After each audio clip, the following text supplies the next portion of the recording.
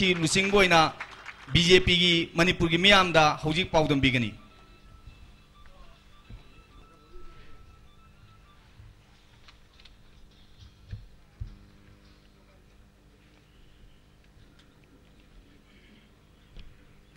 शुरू करें।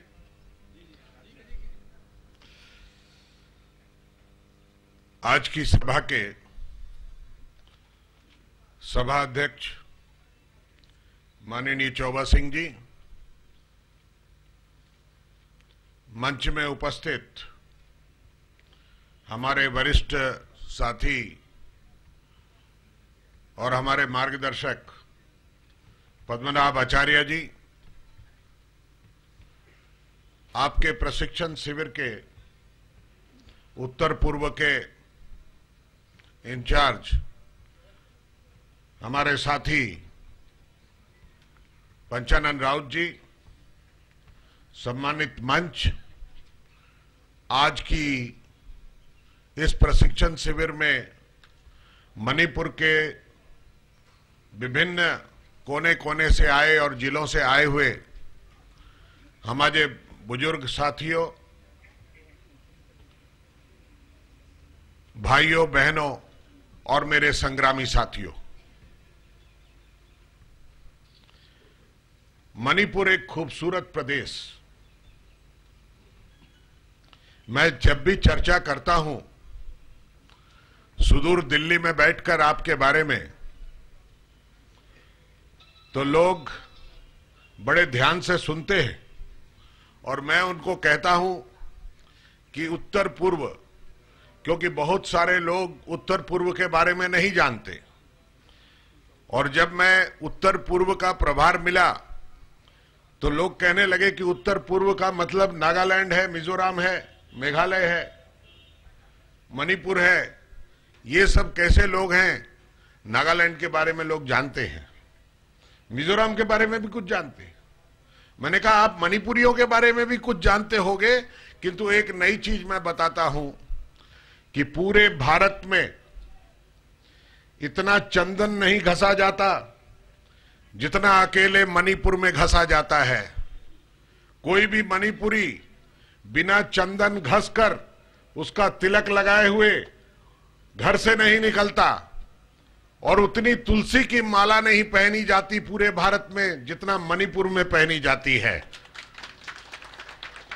तो भारतीय संस्कृति का संरक्षण करते हुए मणिपुर के लोगों ने अपने रख रखाव के साथ में अपनी संस्कृति और सभ्यता की रक्षा की हुई है। इसके बारे में बहुत कम लोगों को ज्ञान है, क्योंकि चेहरे से लगते हैं एक जैसे, पर जब व्यवहार करो तब दूसरा लगता है। मणिपुर का परिचय, लोगों का परिचय अच्छे फुटबॉल के प्लेयर के रूप में, अच्छे वॉलीबॉल के प्लेयर के रूप में, अच्छे बास्केटबॉल के प्लेयर के रूप में, हॉकी के प्लेयर के रूप में, या एथलीट के रूप में, या बॉक्सर के रूप में, या मार्शल आर्ट के रूप में जाना जाता था। अभी भी वो स्पर्धा है, और यही कारण है कि अभी हाल में ही मैरी कॉम ने दिखा दिया और पूरे विश्व को बता दिया कि मणिपुर में अभी भी जान है। मणिपुर में इतनी गड़बड़ होने के बावजूद भी जान है।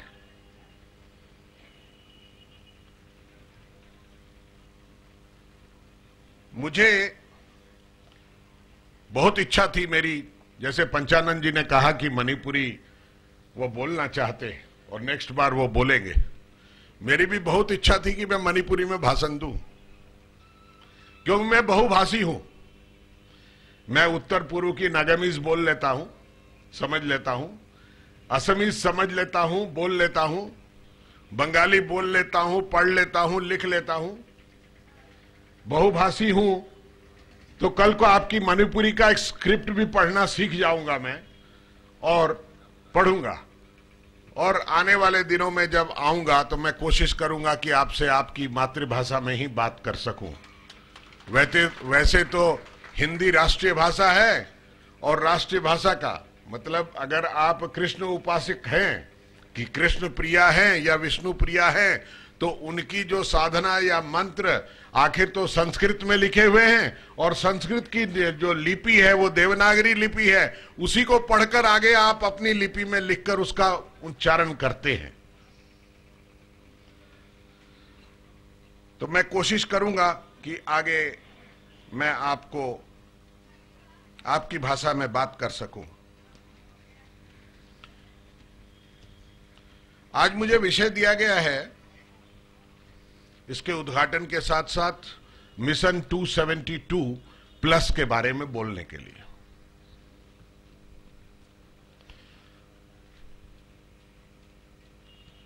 कल मेरे पास में,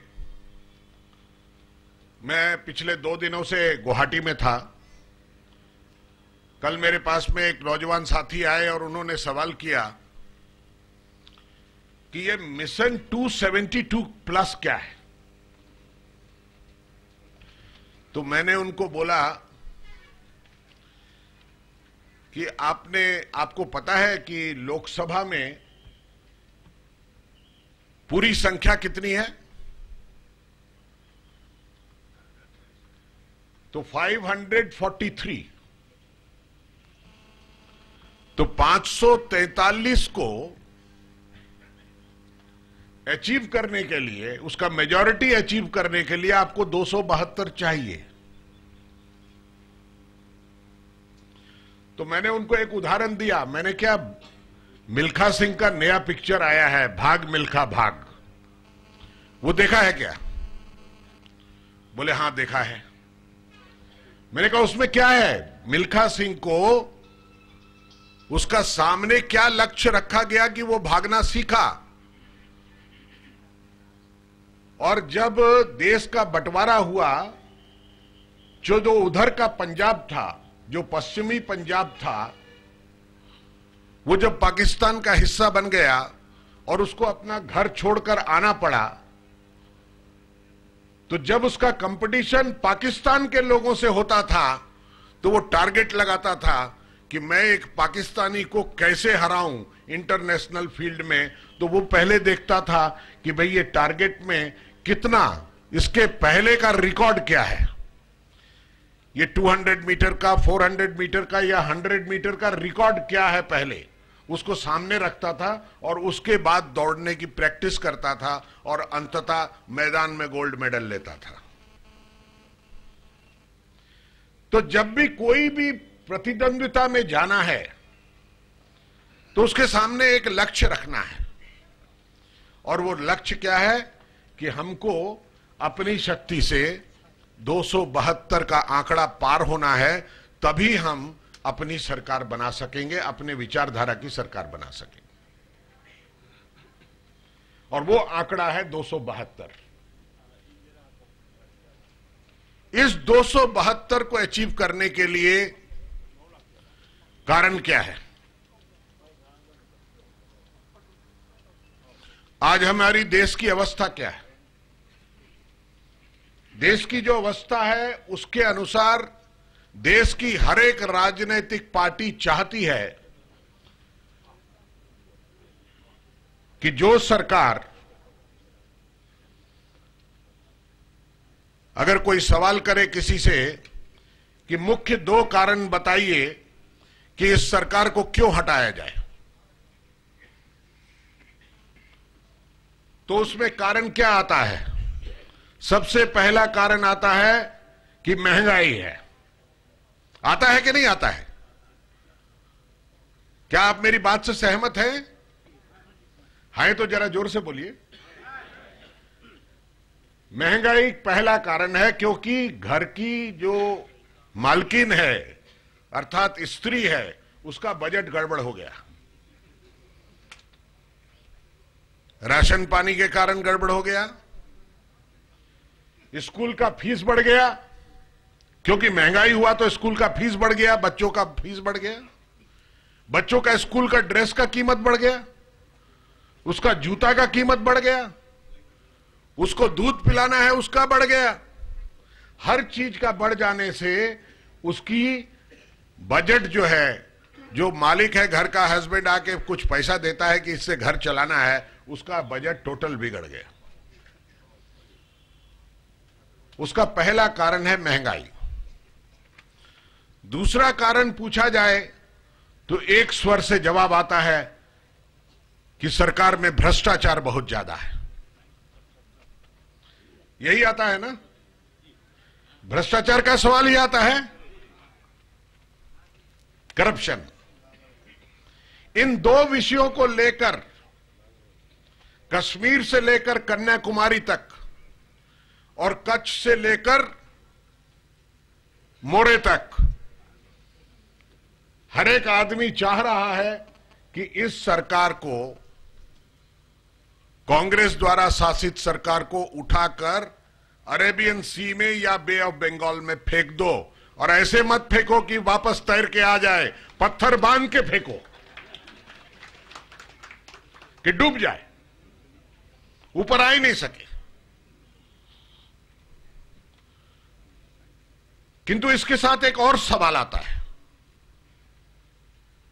वह है सुरक्षा का। पहले तो चीन डराता था,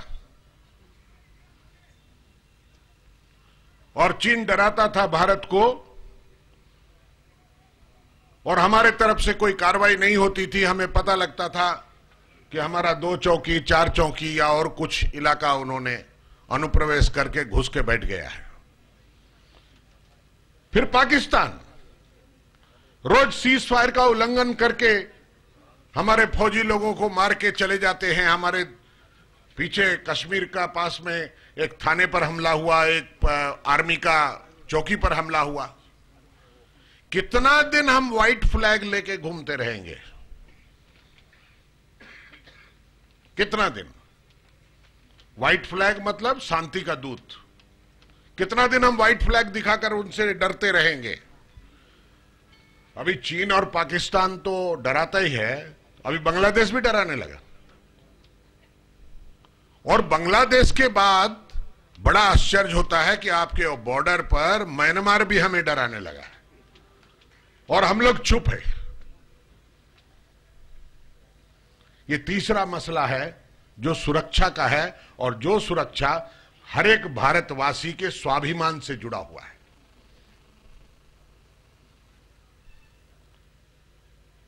तो सरकार कैसी आनी चाहिए? जो महंगाई से मुक्ति दिलाए, जो भ्रष्टाचार से मुक्ति दिलाए, और जो राष्ट्र को सुरक्षित बनाए। एक मां से पूछो कि बच्चा जब स्कूल जाता है या हस्बैंड जब काम पे जाता है, शाम को जब तक वो वापस नहीं आता है घर पे,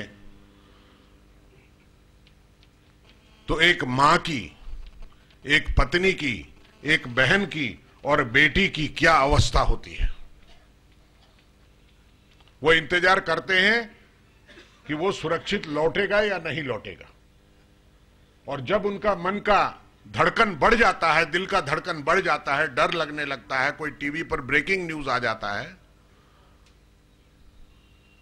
तो वो तुरंत अपने इष्ट को, जिस देवता देवी को मानती है, उसके सामने घुटने टेक कर, हाथ जोड़कर प्रार्थना करने लगती है कि अगर मेरे से कोई गलती हो गई है तो मुझे माफ करो, पर मेरे बच्चों को, मेरे परिवार के सदस्यों को सुरक्षित घर पहुंचा दो। यही होता है ना? ऐसे हालात में हम रहते हैं। पर ये जो हालात हैं ये पूरे भारत के हैं। पर पूरे भारत की तुलना अगर मैं मणिपुर के साथ करूं तो मणिपुर में और है, ज्यादा है। पूरे भारत की महंगाई से डबल महंगाई मणिपुर में है।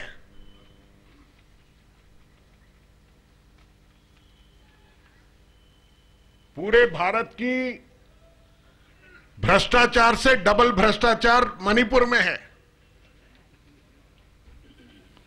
और पूरे भारत की असुरक्षित अवस्था से ज्यादा असुरक्षित अवस्था मणिपुर में है।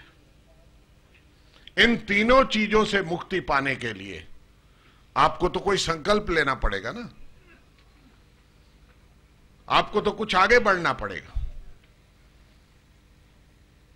आपको एक मैसेंजर बनकर गांव गांव जाना होगा। आपको मैसेंजर बनकर सिर्फ मन का परिवर्तन नहीं, मन के परिवर्तन कर कर सिर्फ मन में नहीं, उसको मत में परिवर्तित करना पड़ेगा। मत मतलब बैलेट में, मत मतलब ईवीएम मशीन के बटन में।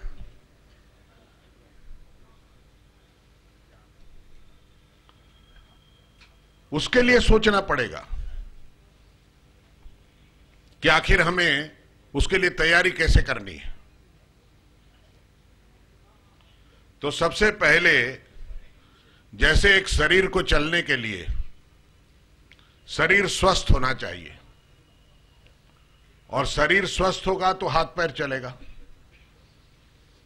और हाथ पैर चलेगा तो रिक्शा चालक से लेकर हवाई जहाज का चालक मैं बन सकता हूं। अगर हाथ पैर ही नहीं चलेगा तो मैं कुछ भी नहीं बन सकता। और ये बनने के लिए हमें अपने शरीर को अर्थात हमारे संगठन को मजबूत करना पड़ेगा। तो आज होता क्या है, हमारे पूरे राज्य में 2 पार्लियामेंट्री कॉन्स्टिट्यूएंसी हैं और 60 असेंबली कॉन्स्टिट्यूएंसी मणिपुर में, और शायद हजारों की संख्या में पोलिंग बूथ है। कितना है टोटल पोलिंग बूथ आपके यहाँ? टोटल करीब 4,500-5 हजार पोलिंग बूथ है। ये 4,500 पोलिंग बूथ का मतलब होता है कि अगर मैं 10 आदमी हर एक पोलिंग बूथ पर अपना वर्कर तैयार करूं तो 45,000 आदमी होता है। अभी आपने टीवी पे देखा होगा, भोपाल में अभी एक कार्यक्रम हुआ, आपने देखा था, जिसमें नरेंद्र मोदी जी गए।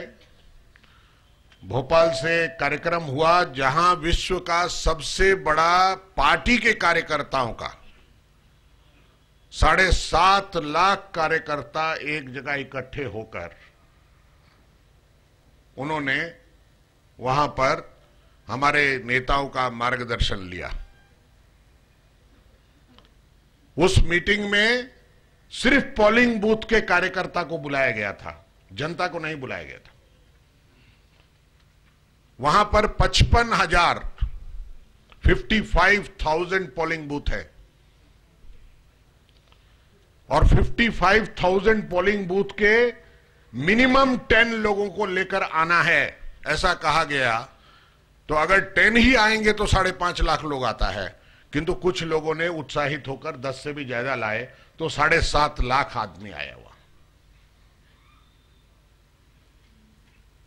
वो है बैकबोन। आपके एक पोलिंग बूथ पे नॉर्मली कितना वोट है? यहां पर 600-700 वोट है एक पोलिंग बूथ पर। तो 600-700 पोलिंग बूथ का मतलब है करीब 100-125 घर, 100-125 घर। और अगर पोलिंग बूथ पर 10 आदमी आपने अपना कार्यकर्ता रखा है और 10 आदमी को 10-10 घर दे दिया या 12-12 घर दे दिया, एक आदमी को, एक आदमी का ड्यूटी लगा दिया। गांव का आदमी लोग जाकर पूछता है कि आपका बेटी का शादी है, हमारे लायक कोई सेवा है तो बताओ। शहर में नहीं है ये कल्चर। शहर में तो मालूम नहीं कि बगल वाला फ्लैट में कौन रहता है, ये नहीं मालूम है, किंतु गांव में तो है। गांव में तो ये कल्चर है। तो हमारा देश तो एक्चुअली शहरों का देश नहीं है, गांव का देश है। और गांव में जाकर जब हम वो बात करते हैं, किसी से पूछते हैं, किसी को मदद करते हैं, सुख और दुख में भागीदारी करते हैं, तो वो हमारे साथ जुड़ता है। किंतु हम अगर सिर्फ 5 साल के बाद चुनाव के टाइम में ही उसके पास में जाएंगे तो वो हमको क्यों पहचानेगा कि अब तो चुनाव का टाइम है। जैसे बरसात में फ्रॉग आता है, मेढक, तो ये बरसाती मेढक की तरह आ गए हैं, और मेढक टर टर करता है तो हम भी माइक लगा के टर टर करते रहते हैं। तो बरसाती मेढक मत बनिए, सारा साल उसके संपर्क में रहिए। अभी कल को किसी का घर में कोई जरूरत है, कोई मुसीबत पड़ गया, ब्लड चाहिए, घर में कोई नहीं है, बेटा बॉम्बे में काम करता है, बहू उधर ही रहता है, बूढ़ा बूढ़ी आदमी यहां पर गांव में रहता है, उसको ब्लड का जरूरत है, खून कहां से मिलेगा, बेटा को फोन किया है, वो आएगा, कब बंदोबस्त होगा।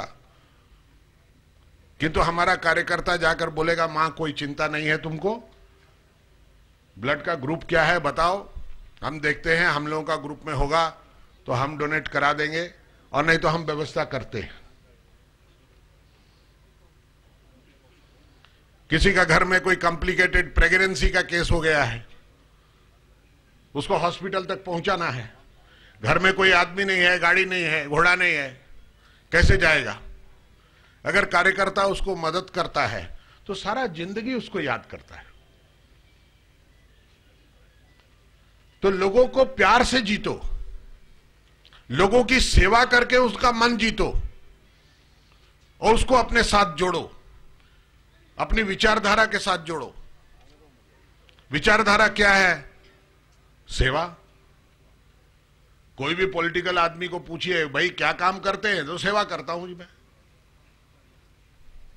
कैसी सेवा करते हो भाई? तो हर तरह की सेवा है, कुछ काली सेवा है, कुछ गोरी सेवा है? कुछ ब्लैक मैजिक की सेवा है, किंतु वो सेवा नहीं, हम समाज सेवा की बात करते हैं। हम अगर जोड़कर रखेंगे, लोगों को जोड़कर रखेंगे, तो उनको पोलिंग डेट का दिन हम उनको पोलिंग बूथ में पहुंचा सकेंगे। अभी मैं साधारण सा उदाहरण देता हूं कि 600 वोटर है एक पोलिंग बूथ पे, और 600 पोलिंग वोटर का 50% 60% पोलिंग होता है, एवरेज 60% पोलिंग होता है। तो 600 का 60% क्या हुआ? 360 हुआ। अब 360 में कुछ पॉलिटिकल पार्टी पैसा से खरीद के लोगों को ले जा रहे हैं, और जो लोग चाहते हैं परिवर्तन वो घर में बैठे हुए हैं। काहे की भीड़ है, पोलिंग बूथ पर लाइन है बहुत, हम नहीं जाएगा, उधर झगड़ा हो सकता है, हम नहीं जाएगा। ये नहीं, बैठना नहीं है, ये अधिकार है आपका। वो जो 5 साल उसको चुनकर उसके बाद 5 साल रोना है, उससे बेहतर है कि एक दिन रो लो। 5 साल उसका जो तकलीफ भोगना है वो उससे अच्छा है कि एक दिन थोड़ा धूप में जाकर, या बारिश में, गर्मी में, ठंड में जाकर अपना वोट डालो, अपना मत का अधिकार दो। ये हमारे पूर्वजों ने संविधान के माध्यम से ये अधिकार हमको दिया है। अभी एक आईएएस ऑफिसर है या पीसीएस ऑफिसर है, उसका नौकरी हो जाने के बाद में जब तक वो रिटायर नहीं होता उसको हटा नहीं सकता कोई।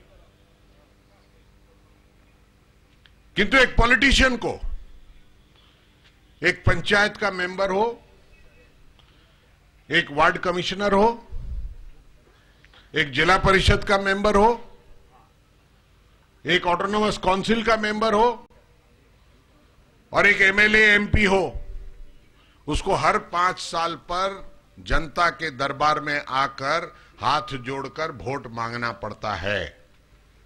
यह अधिकार हमें दिया गया है उस अधिकार का प्रयोग करना चाहिए हमें। हम अगर प्रयोग नहीं करेंगे तो हम सफल नहीं हो सकते। और उस प्रयोग के लिए करना क्या है? हमको 272 अचीव करने के लिए करना क्या है? 272 के अचीव करने के लिए सबसे बड़ी बात है कि मणिपुर में जो 2 सीट है वो दोनों जीतना जरूरी है। काहे कि 270 तो हो गया, 272 यहां से होगा। 270 तो हम ले आएंगे, किंतु 2 चाहिए, वो मणिपुर का है। देंगे क्या? हाथ उठा के बताओ जरा। है क्या? महिलाएं तो हाथ ही नहीं उठाती, 50% पॉपुलेशन है। मैं तो समझता हूं कि महिला जिधर जाएगा पुरुष उधर ही जाएगा। आप ही नहीं हाथ उठाएगा तो किधर किसे जाएगा? मैं कह रहा हूं ये 2 सीट जो है वो आपका है, किंतु इसकी प्राप्ति करने के लिए क्या है, प्रतिश्रुति क्या देना है? तो भारतीय जनता पार्टी ने बहुत सोच के विचार के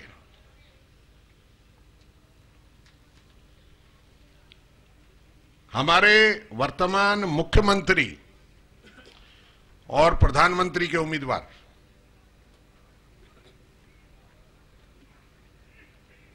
मैंने पार्टी ने उनको डेजिग्नेट किया है as a prime minister, Narendra Bhai Modi, जिनका विकास, उनको विकास पुरुष कहा गया, जिनका विकास सिर्फ देश में भर में नहीं सारे विश्व में गुणगान हो रहा है।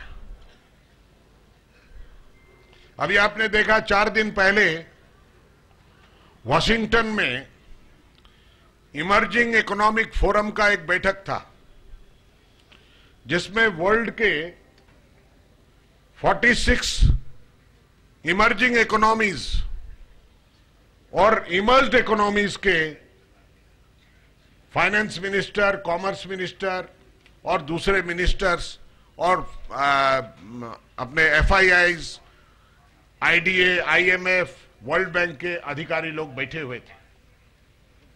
उसको 45 मिनट तक थ्रू वीडियो कॉन्फ्रेंसिंग उन्होंने एड्रेस किया और 45 मिनट तक वॉशिंगटन में बैठकर उन्होंने उनका भाषण सुना। क्यों सुना? क्योंकि उनको एक विकास, डेवलपमेंट के मसीहा का बात सुनाई पड़ रहा था।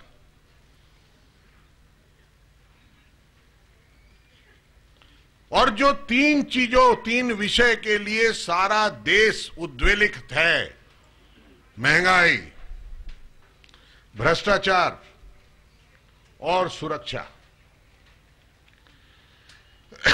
इन तीनों का जवाब है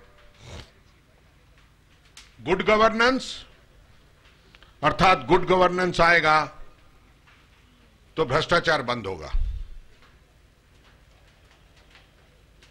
दूसरा, डेवलपमेंट। जब डेवलपमेंट होगा तो इन्वेस्टमेंट आएगा, और जब गुड गवर्नेंस होगा तब इन्वेस्टमेंट आएगा, और जब इन्वेस्टमेंट आएगा तो लोगों को एम्प्लॉयमेंट जनरेट होगा, और एम्प्लॉयमेंट जब जनरेट होगा तो लोगों का परचेजिंग पावर बढ़ेगा, और लोगों का जब परचेजिंग पावर बढ़ेगा तो कंज्यूमर प्रोडक्ट का भी प्रोडक्शन बढ़ेगा, और कंज्यूमर प्रोड्यूस का भी जब प्रोडक्शन बढ़ेगा उसके लिए भी एम्प्लॉयमेंट होगा।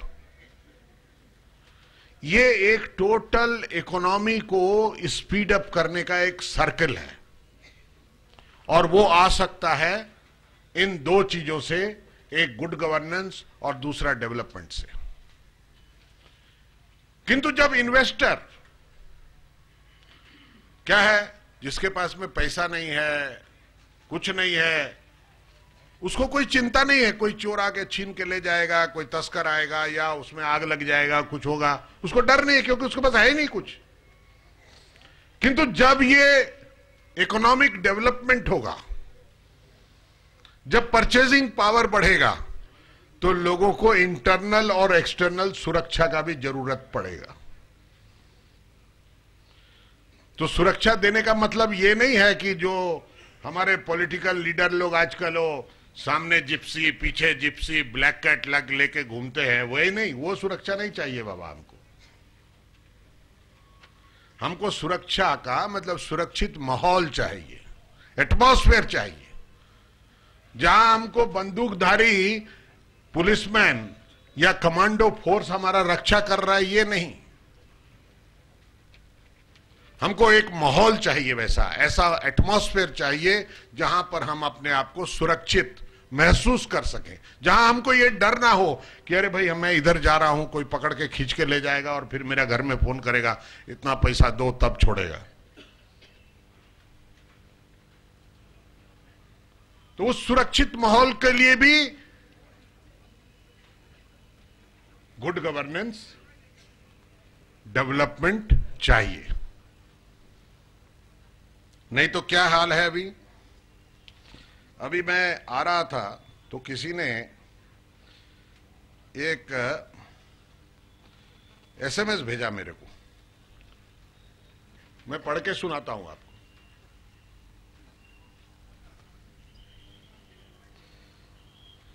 चीनी खाना छोड़ दो, महंगाई के कारण चीनी खाना छोड़ दो। लोग बोलते हैं चीनी खाने से डायबिटीज हो जाएगा, इसलिए खाना छोड़ दो, कंजम्पशन कम हो जाएगा तो उसका थोड़ा दाम कम हो जाएगा।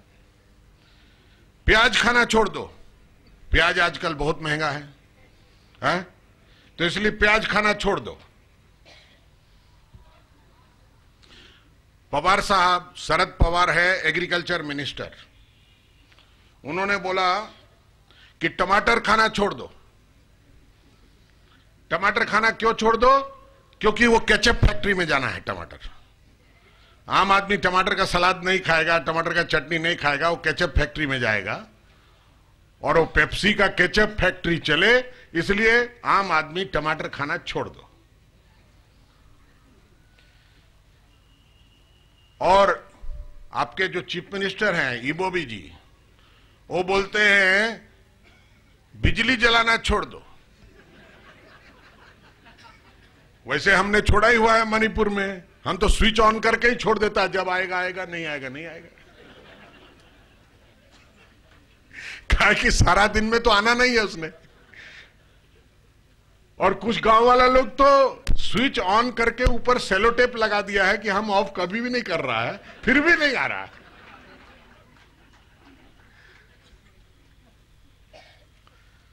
तो इबोबी जी बोलते हैं कि बिजली जलाना छोड़ दो।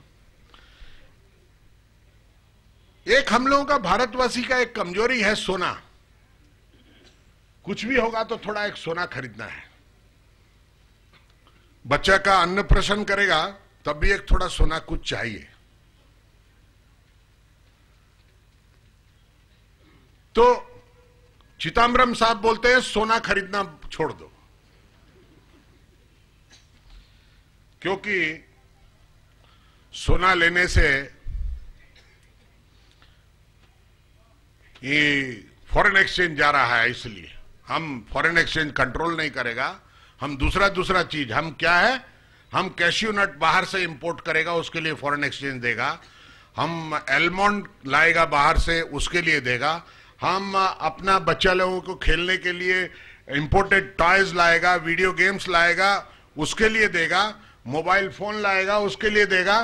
किंतु हम सोना के लिए नहीं देगा, क्योंकि सोना गरीब का सबसे ज्यादा, अगर कुछ संबल है, कोई महिला कुछ क्या करती है, थोड़ा थोड़ा पैसा बचा के साल में एक बार है। अभी आपका एक त्योहार है ना, जिसमें बेटी लोग घर में आता है, तो बेटी लोग जब घर में आएगा तो कुछ सोना देगा ना। तो चिदम्बरम ने तो मना कर दिया है। अभी उस त्योहार में क्या करेगा? उसने मना कर दिया कि सोना खरीदना छोड़ दो।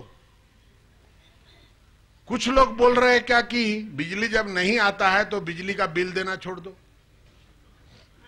है? जब बिजली का बिल ही नहीं आता, फिर उसका बावजूद भी बिजली नहीं आता, उसका बावजूद भी बिल आता है। किस लिए आता है? क्योंकि वो इलेक्ट्रिकल कंपनी का लाइन जो है हमारा दरवाजा तक आया है, उसका किराया ले लेता है। बिजली नहीं देता है, उसका किराया लेता है, उसके लिए बिल भेजता है। अभी हमारे प्रधानमंत्री बोलते हैं हमको चोर कहना छोड़ दो, और सोनिया जी ने कहा कि भाई हमारा सीना में दर्द है, हमको जरा एम्स में छोड़ दो, है। और राहुल जी ने कहा कि भाई बेसी तंग मत करो, मुझे अकेला छोड़ दो।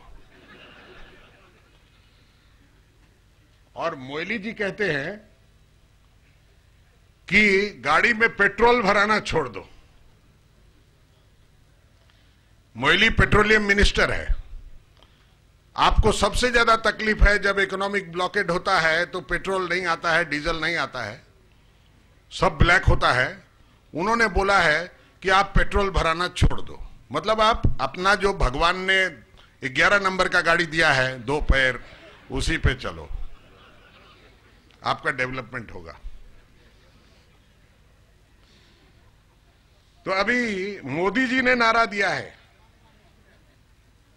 मोदी जी ने नारा दिया है कि एक काम करो, सब जन मिलके एक संकल्प ले लो और कहो, ए कांग्रेसियों तुम इंडिया छोड़ दो, तुम इंडिया छोड़ दो, हमारे भारत का निर्माण हम कर लेंगे। तो कांग्रेस मुक्त भारत का जो नारा दिया गया है और 272 प्लस का जो लक्ष्य रखा गया है, उसको पाने के लिए आपको ये तो मेहनत करना पड़ेगा। और ये मेहनत तब करना पड़ेगा कि जब आपको हर जगह जाकर, गांव-गांव जाकर, शहर-शहर जाकर लोगों को बताना पड़ेगा कि हमें कैसा भारत चाहिए। पर आपके ऊपर 2 जिम्मेदारियां हैं। आपने सिर्फ यही नहीं बोलना कि हमें कैसा भारत चाहिए, आपने यह भी बोलना है हमें कैसा मणिपुर चाहिए। अभी मैं जब फ्लाइट में आ रहा था तो एक मणिपुरी नौजवान मेरे बगल में बैठे थे, तो ऐसे ही बातचीत चलने लगी। बोलने लगे, आलूवालिया जी बहुत दिन से आपको टीवी पे देखता है, आप ऐसा ही देखने में है, आप में कोई चेंज नहीं होता है। कितना साल से आपको देख रहा है, जब कॉलेज में पढ़ता था तब से देख रहा है, तो आप में कोई चेंज नहीं आया। मैंने बोला भाई चेंज क्या आने का है, उम्र बढ़ता जाता है, एजिंग प्रोसेस है, किंतु चेंज क्या आने का है, हम आदमी वही है, हमारे में चेंज क्या आएगा। देखो मणिपुर में भी कोई चेंज नहीं आया है। तो बोला क्यों, मैंने बोला मणिपुर में जब आता है हम, वहां कोई बूढ़ा आदमी मिलता ही नहीं है, जिसको भी पूछो सब जवान है, किसी का बाल सफेद होता ही नहीं। तो हमने एक बार चोबा सिंह से जी पूछा कि भाई आप लोगों का उम्र बढ़ता जाता है, और हम ब्रह्मपुत्रा होटल में ठहरा था, तो सीनियर सिटीजन को वो कंसेशन मिलता है। तो हमने बोला कि चोबा सिंह जी आप भी कंसेशन ले लो, हम भी ले ले, पर आपको शायद मिलेगा नहीं, आप तो जवान आदमी है। तो हमारा दाढ़ी देख के तो बोल देगा कि हाँ भाई बूढ़ा हो गया है। किंतु आपको तो सर्टिफिकेट दिखाना पड़ेगा। तो उन्होंने अपना सर्टिफिकेट निकाला है, तो 74 प्लस है, 77 है। तो मैं उनको देखा कि ये तो मणिपुर में कोई चेंज आता ही नहीं। मैंने उसको बोला, उस नौजवान को बोला मणिपुर में कोई चेंज नहीं आता। फिर मैंने उसको बताया कि मैं जब कलकत्ता विश्वविद्यालय में LLB पढ़ता था, तो एक दिन हमारा जो वार्ड बॉय जो चाय और टोस्ट बना के देता था, वो आके बोला कि सर, वो पुराना था उधर में, तो बोला मणिपुर से एक प्रिंसिपल आया है, वो आपसे मिलना चाहता है। बोले प्रिंसिपल आया है मणिपुर से, क्या करने भाई।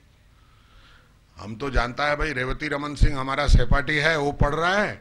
मणिपुर का अभी नया प्रिंसिपल कौन आ गया, कोई कंप्लेंट वहां हो गया क्या मेरे नाम से? हम तो स्टूडेंट लीडर यहां पर है।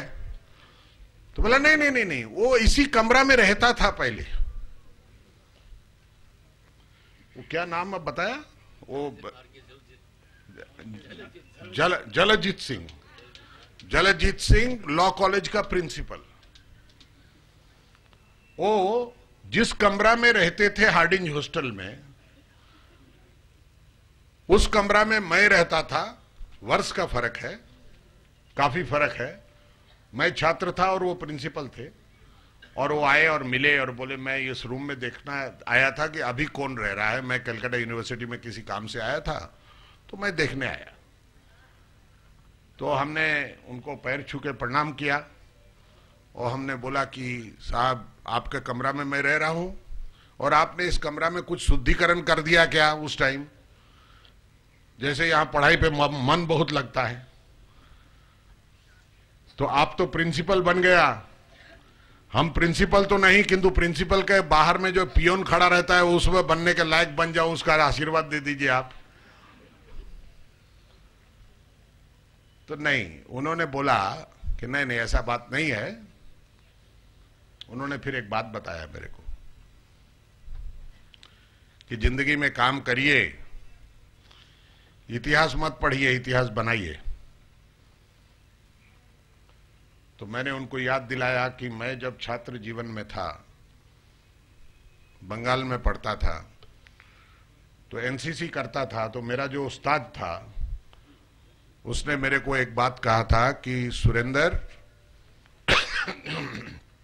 जिंदगी में इतिहास के छात्र मत बनना, कोशिश ये करना कि तुम इतिहास के पात्र बन सको।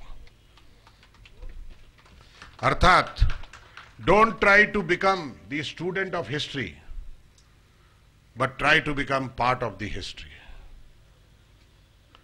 So to become part of the history, you have to do the historical work. You have to accept the historical challenges in your life. And today, the biggest challenge of this century is to throw out this government. And each and every BJP soldier, they have taken a pledge from Kashmir to Kanyakumari and Kutch to Moreh. Everybody has taken the pledge. You people have come to attend this training center, training program. You also take the pledge that you will not sit idle till you achieve your target. You will not sit idle till you convince your neighbor that look, country is demanding change. They may be supporting BJP for 270 seats. They need 2 more seats. And Manipur can add to these 2 seats. And they can form the government. As Chauba Singh ji was narrating about the historical decisions taken by Atalji. You know, Northeast Council was created by NDA. Now recently, this Moily, the present Petroleum Minister, he was the chairman of 2nd Administrative Reforms Commission. He gave a report. In his 7th report, he has given that the National Northeastern Council should be abandoned. फिर वही पुराना राज में चला जाओ, जिसको analyse करके बनाया गया था कि भाई नॉर्थ ईस्ट इलाका का डेवलपमेंट का लिए हमको कुछ करना है, फिर वहां वापस चला जाओ। नॉर्थ ईस्ट काउंसिल के माध्यम से हम चाहते थे कि हमारे बच्चों को, मणिपुर के बच्चों को बेंगलोर में जाके, पूना में जाके, बंबई में जाकर, दिल्ली में जाकर, पंजाब में जाकर या बिहार में जाकर काम ना करना पड़े, उनके यहां पर डेवलपमेंट हो, यहां पर रोजगार मिले, यहां पर काम कर सकें, यहां उनका अर्निंग, उनका परचेजिंग पावर उनके परिवार के सदस्यों के लिए यूज हो, वो यहां अपना मकान बना सके, सुरक्षित रह सके, उसकी व्यवस्था करने के लिए एक सपना है। ये सपना अटल जी ने देखा था और इस सपने को साकार करने के लिए अब नरेंद्र भाई मोदी आए और वो साकार करेंगे। किंतु उसको सपने को साकार करने के लिए एक हाथ नहीं, लाखों हाथों को हाथ मिलाकर जोड़ना, कंधे से कंधा मिलाकर जोड़ना, आगे बढ़ना। ये मेरे को सम्मान में कमल का फूल दिखाया है, ये तो कमल का फूल यहां के तालाब में उगता है, पर घर घर में कमल खिलाना है, घर घर में कमल खिलाना है। और वो कमल खिलाकर अल्टीमेटली हमें 272 का टारगेट अचीव करना है, उसका रास्ता ढूंढना है। और मैं समझता हूं कि उस नौजवान जिसकी बात मैं बता रहा था, उससे मैंने कहा कि भाई तुम मुझे एक रीजन बताओ जिससे कि मणिपुर का डेवलपमेंट हो जाए। बोला सर एक काम करा दीजिए, सब हो जाएगा। 80% से लेकर 85% प्रॉब्लम सॉल्व हो जाएगा। मैंने कहा वो क्या है? तो उसने बोला सिर्फ इंफ्रास्ट्रक्चर डेवलपमेंट। हमारा सड़क, हमारे पास सड़क नहीं है, हम निर्भर है दूसरों पर। हमारा सड़क, हमारा connectivity through Assam, through Silchar और थ्रू डिमापुर। हमको एक सड़क दे दीजिए जो न्यूट्रल हो। तो मैंने उसको बोला कि भाई अटल जी ने लुक ईस्ट पॉलिसी में कहा था कि मैं इस्लामाबाद से लेकर हानोई तक सड़क चलाऊंगा, कि इस्लामाबाद से लेकर हानोई तक कोई आदमी अपना गाड़ी ड्राइव करके जाना चाहता है तो वो जा सकता है, अर्थात पाकिस्तान से लेकर वियतनाम तक वो आराम से जा सकता है। ये सड़क का रास्ता बन सकता है। और ये सपना था उनका। और सड़कों के इतने वर्ष होने के बावजूद भी कांग्रेस की सरकार ने कभी भी सड़कों के निर्माण के लिए बात नहीं सोचा था, किंतु सड़कों का जाल अटल बिहारी वाजपेयी जी ने बिछाया। और ये जो महासड़क का सपना है, जिस दिन महासड़क यहां पहुंच जाएगा, सिलचर पहुंच जाएगा, उस दिन आपके पास भी पहुंच जाएगा, इंफाल भी पहुंच जाएगा। और जब ये पहुंच जाएगा तो आपका सड़क का लिंक, रेल लिंक और एयर लिंक, ये तीन चीज का साथ में अगर जुड़ जाए तो मणिपुर में लहर बहर हो जाएगी, अर्थात हरियाली ही हरियाली दिखाई पड़ेगी। तब किसी मणिपुरी को अपने राज्य छोड़कर बाहर रोजगार मांगने जाने की जरूरत नहीं पड़ेगी। वैसा सपना एक नौजवान का, मणिपुरी नौजवान का, मैंने कहा आपने जो कहा वो अधूरा काम रह गया है अटल जी से, वो हम मोदी जी से पूरा कराएंगे। और हम कोशिश करेंगे कि आपकी जो भावना है, मैं आज जो ट्रेनिंग प्रोग्राम का उद्घाटन करने जा रहा हूं वहां भी रखूंगा, और मोदी जी से जब मुलाकात होगी तो उनके सामने भी रखूंगा कि हर मणिपुर के नौजवान का सपना यही है। यही तो है ना, सपना यही है ना? जरा हाथ उठा के बताइए, यही सपना है या नहीं है? है? यही डेवलपमेंट सपना है ना? तो मैं आपको यही बताना चाहता था,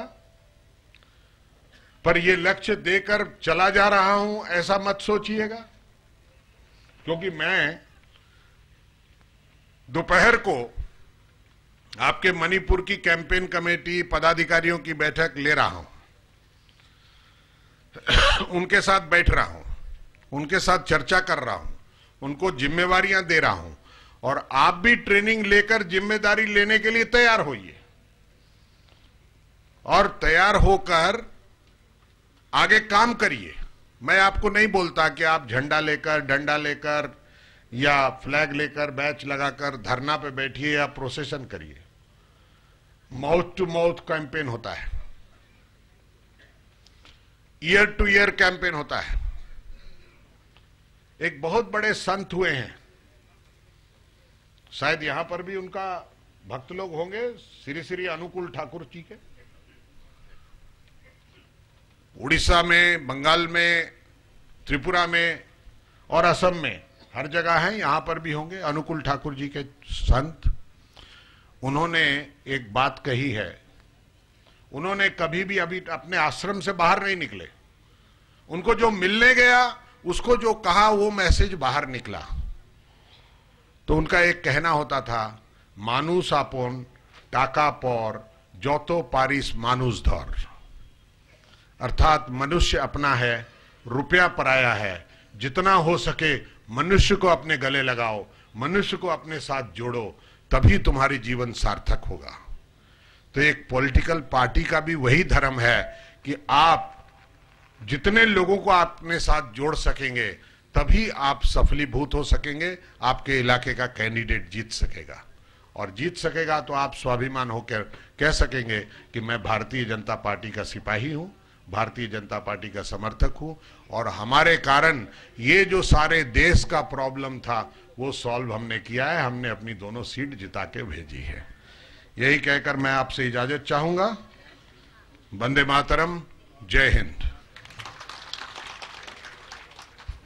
कई खुमनजरीबा चीफ गेस्ट की वारोल लोइख्रबगा इरोइनना अखोई भारतीय जनता पार्टी मणिपुर प्रदेश ना बुटवाइज की कमिटी सेमीबा अखोई कमिटी सिंगी ओइबा रिकॉर्ड केसेट अमा अखोई स्टेट की प्रेसिडेंट ना ngasi की चीफ गेस्ट ता सिनाबिगनी।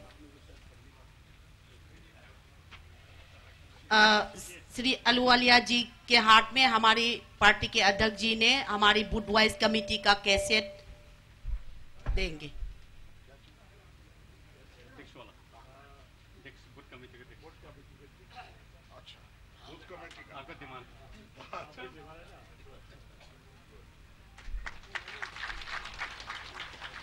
लोइनना हौजिक नुंथिली पंगी ताबा मतमदा स्टेट ऑफिस बियरर सिंह मोर्चा अमदि सेलगी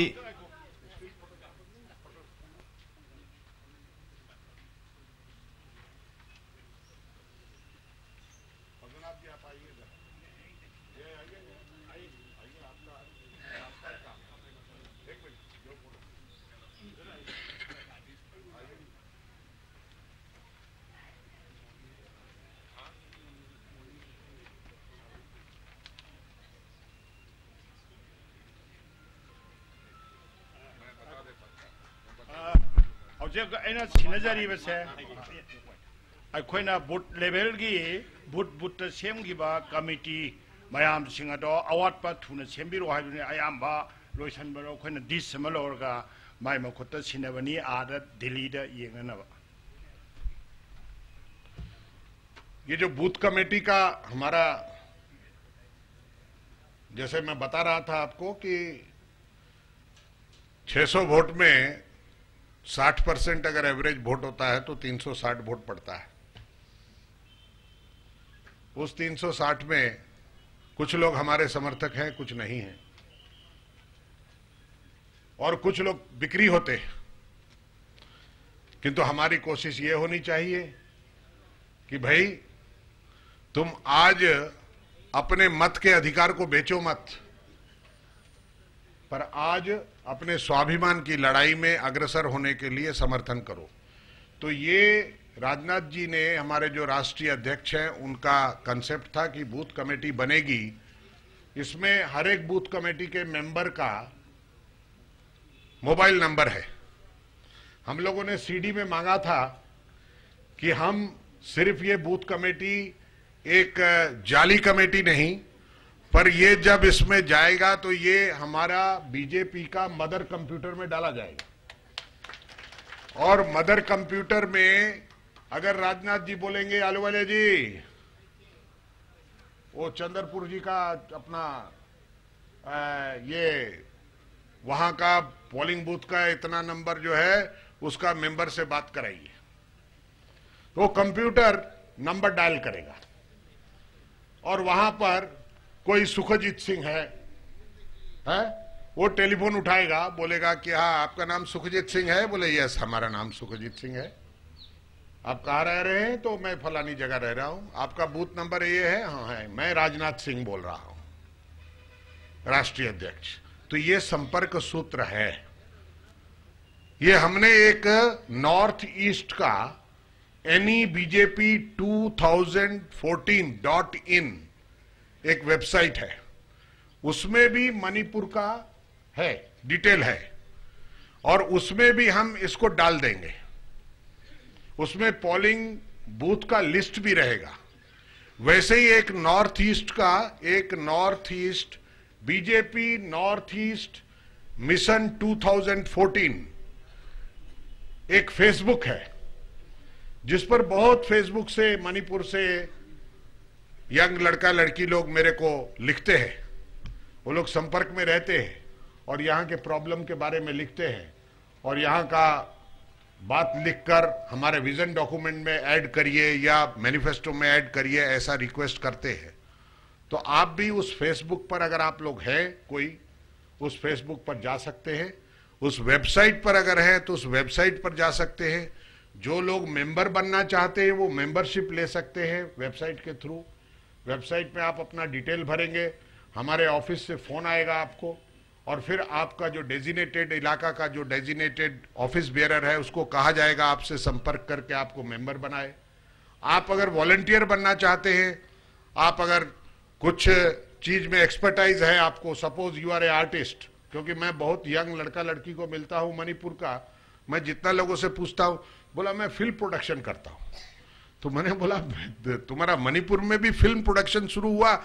जब भी जाता हूं बड़ा बड़ा पोस्टर देखता हूं, और पहले जानता था कि हिंदी गाना और हिंदी फिल्म देखने में मणिपुरी बहुत अच्छा लगता है, किंतु नहीं, बोला नहीं अभी हमारा लोकल लैंग्वेज में भी फिल्म बनता है और बहुत सारा म्यूजिक पॉप और सब तरह का सिस्टम है हमारे पास में है, तो हम लोग प्रोड्यूस करते हैं। तो ऐसे लड़का लड़की लोग भी संपर्क में है। जैसे जैसे लोग, कोई आर्टिस्ट है, कोई कार्टूनिस्ट है, कोई स्पीकर है, कोई कॉलमिनिस्ट है, कुछ लिख कर देना चाहता है, कोई लीगल प्रैक्टिशनर है, हर तरह के आदमी को हम इन्वॉल्व करना चाहते हैं।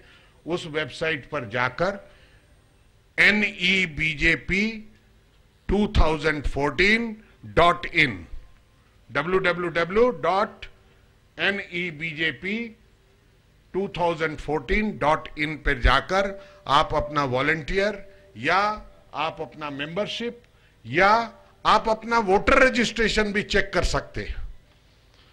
उसमें वोटर रजिस्ट्रेशन का भी है, वो भी चेक कर सकते हैं। और उसमें जब आपको पार्टी ऑफिस से उसका लॉगिन दे देगा, पूरा एडमिनिस्ट्रेटिव लॉगिन, तब आप खोल के पोलिंग बूथ और बूथ में कौन सा हमारा बूथ कमेटी का मेंबर है, उसका नाम, उसका मोबाइल नंबर, उसका ईमेल आईडी को भी मिल जाएगा आपको। यही बताना था। धन्यवाद। मरक थतना लाउथोकचबा भारतीय जनता पार्टी मणिपुर प्रदेश की स्टेट ऑफिस बेयर सिंह मोर्चा अमदी सेल की प्रेसिडेंट कन्वेनर सिंह हौजिक नुंथिल पुंग 2 ताबा मतमदा श्री SS अलवालिया जी का